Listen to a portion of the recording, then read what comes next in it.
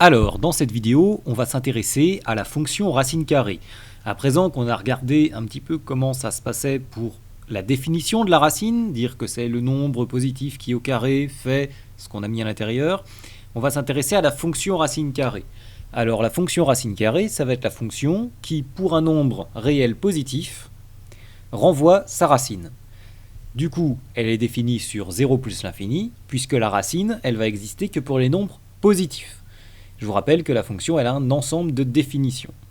Donc les nombres sur lesquels on a le droit d'appliquer la fonction. Ici ce sera 0 plus l'infini. Une fois qu'on a regardé cette fonction, une fois qu'on a dit que c'est une fonction, eh bien on peut commencer à regarder par exemple son graphique. Alors le graphique de la fonction racine carrée, ça va être l'ensemble des points, ici, comme par exemple donc ce point-là, x, y, tel que x ce soit un nombre réel positif, et y, ici, ce sera racine carrée de x. Donc, je vous rappelle que f de x, ça se lit toujours sur l'axe vertical. Donc, finalement, ce sera les points x, y, tels que y, ce soit racine carrée de x. Pour ça, on fait un tableau de valeurs, on place des points et on les relie. Donc, du coup, à l'aide d'un tableau de valeurs, on obtient le graphique de la fonction carrée. Avec ce graphique, on peut commencer à regarder ses variations. Les variations, je vous le rappelle, c'est est-ce que la fonction est croissante, décroissante.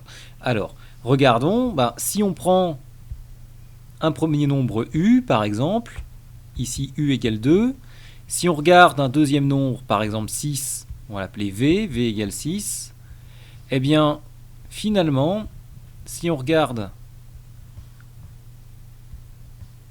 ici leurs images par la fonction, c'est-à-dire que f de 2, ça va être racine de 2, et f de 6, ce sera racine de 6. On va remarquer que si u est plus petit que v, f de u est plus petit que f de v, ici. On le remarque parce que notre fonction, elle monte. Les valeurs augmentent avec le temps. La fonction, elle monte.